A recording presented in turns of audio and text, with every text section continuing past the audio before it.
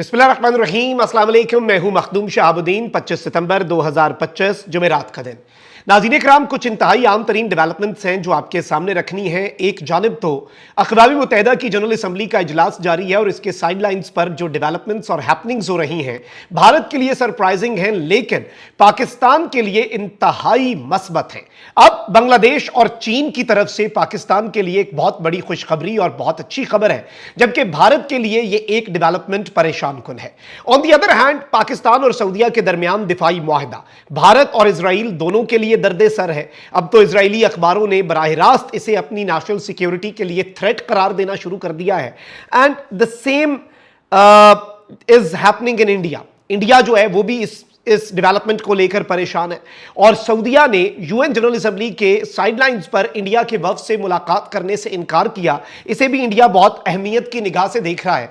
तो अब भारत ने पाकिस्तान और सऊदीया के दरमियान होने वाले दिफाई मुआहदे के बाद पहल कर डाली है।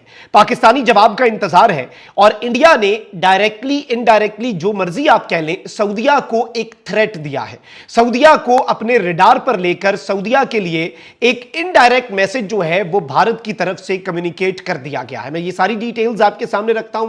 वीडियो को लाइक जरूर करें, कॉमेंट सेक्शन में राय का इजहार भी कर दीजिएगा और चैनल को सब्सक्राइब भी लाजमी कर दीजिएगा।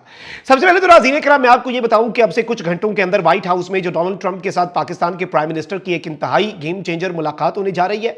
इसका एजेंडा जो है वो हमने मुख्तलिफ जराए से बात करके हासिल किया है। एक तो इस एजेंडे में काउंटर टेररिज्म यानी टीटीपी और आईएसकेपी जो है वो होंगे।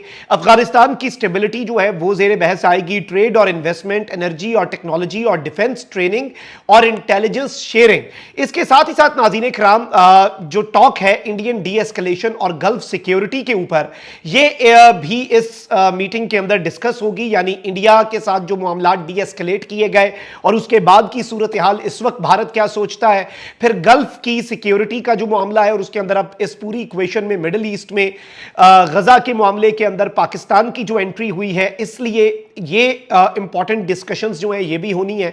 तो ये मीटिंग जो है इसमें बहुत डिफरेंट एजेंडास जो है वो सामने आएंगे। अच्छा, इसके साथ अब जरा आगे बढ़ते हैं नाज़रीन इकराम। पाकिस्तान और सऊदीया ने एक डिफेंस एग्रीमेंट किया और अब उस डिफेंस एग्रीमेंट के बाद बाज़ाब्ता तौर पर भारत जो है वो तिलमिला उठा। सऊदीया जो है उसने अपना वजन पाकिस्तान के पलड़े में डाल दिया है और सऊदीया के वजीर दिफा ने, जो कि मोहम्मद बिन सलमान के छोटे भाई हैं, उन्होंने ये स्टेटमेंट दिया है कि जी एग्रेसर के हम खिलाफ है, चाहे पाकिस्तान के खिलाफ एग्रेशन हो या सऊदीया के खिलाफ। अब नाज़रीन इकराम, हुआ यह है कि इंडिया ने एक नेक्स्ट जनरेशन मिसाइल जो है वो रेल बेस्ड लॉन्चर से उसका सक्सेसफुल तजुर्बा किया है और इसकी जो स्पेसिफिकेशंस हैं वो बड़ी खतरनाक हैं। अब इंडियन मीडिया जो है वो तो इसे इस तरीके से हेडलाइन दे रहा है कि bad news for China and Pakistan, यानी पाकिस्तान और चीन के लिए ये एक बुरी खबर है कि इंडिया ने अपने नेक्स्ट जनरेशन मिसाइल जो है उसका कामयाब तजुर्बा कर लिया है और ये पाकिस्तान के लिए बड़ा थ्रेट होगा। और राजनाथ सिंह जो है नाज़रीन इकराम, उसने इंटरमीडिएट रेंज अग्नि प्राइम मिसाइल जो है उसके सक्सेसफुल लॉन्च के इवेंट को अटेंड किया। इसकी जो रेंज है वो 2000 किलोमीटर बताई जा रही है और इस सब के अंदर जो अहम तरीन चीज है वो ये है कि इसे, वैसे तो इंडियन मीडिया इस वक्त ये बात कर रहा है ना कि ये पाकिस्तान और चीन के लिए परेशान होने की बात है, लेकिन इंडिया का जो 2000 किलोमीटर अग्नि प्राइम रेल लॉन्च मिसाइल है, ये बेसिकली नाज़रीन इकराम मैसेजिंग है गल्फ के लिए और ये मैसेज है सऊदी अरेबिया के लिए, क्योंकि वेस्टर्न इंडिया से, इंडिया की वेस्टर्न साइड से ये जो मिसाइल है, सऊदी सिटीज जो है नाज़रीन इकराम वो तकरीबन 2000 किलोमीटर के एनवलप पे ही हैं और ये बेसिकली एक डेलिब्रेट नियर मिस है जो कि सऊदीया की बिल्कुल रेंज के पास तक इंडिया आकर यह तजुर्बा कर रहा है। यानी इसमें पाकिस्तान और सऊदीया के डिफेंस एग्रीमेंट के तनाजुर में नई दिल्ली रियाद को यह मैसेजिंग कम्युनिकेट कर रही है कि जी अगर हम पाकिस्तान के खिलाफ जंग करते हैं और सऊदीया इस जंग के अंदर पाकिस्तान के साथ मिलकर लड़ता है तो फिर क्या उसका जवाब सऊदीया को भी दिया जाएगा। क्योंकि इस चीज को याद रखिएगा कि इस वक्त अब आलमी ताकतें यह चाहेंगी कि पाकिस्तान और सऊदीया का जो दिफाई मुआहदा है उसे टेस्टर लगाया जाए। इसे टेस्ट कैसे किया जा सकता है? इसे टेस्ट करने के लिए इस्तेमाल किया जाएगा नरेंद्र मोदी को और भारत बिलाशुबा इस्तेमाल होगा। और जिस मुल्क को इस मुआहदे से ज्यादा तकलीफ है वो मुल्क भारत को आगे करेगा कि भाई जरा चेक तो करो इस मुआहदे की सीरियसनेस।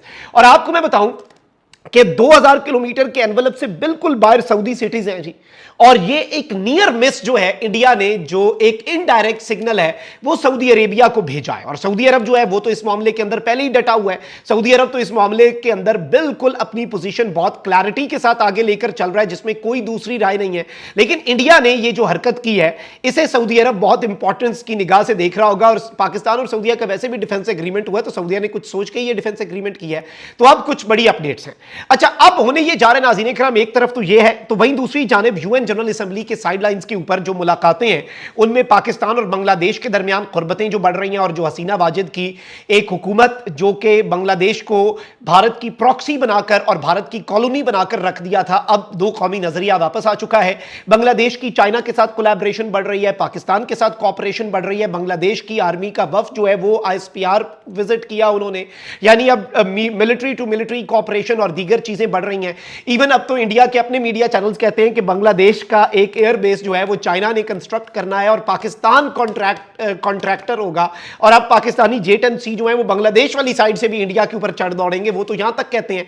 अब नाज़रीन इकराम, एक तरफ तो बांग्लादेश की जो गवर्नमेंट की चीफ एडवाइजर है मोहम्मद यूनुस, उन्होंने पाकिस्तान के प्राइम मिनिस्टर को बांग्लादेश के सरकारी दौरे का, प्रॉपर प्रोटोकॉल वाले दौरे का उन्होंने विजिट करने की ये इन्विटेशन जो है वो उन्हें दे दी है। लेकिन इससे भी बड़ी चीज क्या है, मैंने आपके सामने तकरीबन एक महीना पहले खबर रखी थी कि एक तंजीम है नाज़रीन इकराम, सार्क। अब सार्क के अंदर नाज़रीन इकराम 8 साउथ एशियन कंट्रीज हैं। सार्क वैसे है क्या, किसका मुखफ़्फ़ है? South Asian association for regional cooperation, यानी साउथ एशिया के अंदर खित्ते के अंदर ताउन की तंजीम है। इसमें कौन कौन से मुल्क हैं जी? बांग्लादेश, भूटान, इंडिया, मालदीव्स, नेपाल, पाकिस्तान, श्रीलंका और अफगानिस्तान। ये 8 ममालिक हैं। ये 1985 में तंजीम कायम हुई थी। और इसमें इंपॉर्टेंट चीज ये है नाज़रीन इकराम के 2014 के बाद से अभी तक 11 साल से सार्क जो है नाज़रीन इकराम इंडिया पाकिस्तान टेंशन्स की वजह से तकरीबन लार्जली इनएक्टिव होकर रह गई है। और इसका हेडक्वार्टर खटमंडू नेपाल में है। और सार्क भारत की सियासत और भारत की नफरत की सियासत की नजर हुई है। मैंने महीना पहले आपके सामने खबर रखी थी कि सार्क को एज इट इज छोड़ के एक नई ताउन की तंजीम जो है वो साउथ एशिया के अंदर बनने जा रही है। इस ताउन की तंजीम को प्रमोट करेगा चाइना। चाइना इसके पीछे होगा और पाकिस्तान और बांग्लादेश इसे लीड करेंगे। और अब बांग्लादेश के जो लीडर है मोहम्मद यूनुस, उन्होंने नाज़रीन इकराम एक स्टेटमेंट दी है। उन्होंने इंडिया जो है उसे लिताड़ के रख दिया है सार्क को सियासत की नजर करने पर। और उन्होंने अमेरिका में बैठकर एक स्टेटमेंट दिया, कहते हैं कि SAARC is not working because it doesn't fit into the politics of one country. SAARC इसलिए काम नहीं कर रही क्योंकि ये एक मुल्क जो है, एक सर्टन मुल्क जो स्पॉइलर है पीस का, रीजनल कोऑपरेशन का, खित्ते के अंदर ताउन का, इंडिया, ये बेसिकली उसकी सियासत की नजर जो है सार्क नामी ये तंजीम हो गई है। और अब चाइना और बांग्लादेश और पाकिस्तान मिलकर एक बहुत बड़ा सरप्राइज इंडिया को देने जा रहे हैं। साउथ एशिया के अंदर बाकी मुल्क जो है वो भी इंडिया से तंग है, नेपाल, मालदीव्स, इन सब के साथ इसका कोई ना कोई, इंडिया का, बांग्लादेश, पाकिस्तान, सबके साथ फटा चल रहा है। तो अब एक नई तंजीम जो है उसके ऊपर हमारी तलात के मुताबिक काम शुरू हो चुका है। और मोहम्मद यूनुस की ये स्टेटमेंट अमेरिका में बैठकर इंडिया को उनका लिताड़ना, ये भी एक बड़ी इंपॉर्टेंट अपडेट है। कमेंट सेक्शन में राय का इजहार जरूर करें। अपना बहुत ख्याल रखें। निगबान पाकिस्तान जिंदाबाद।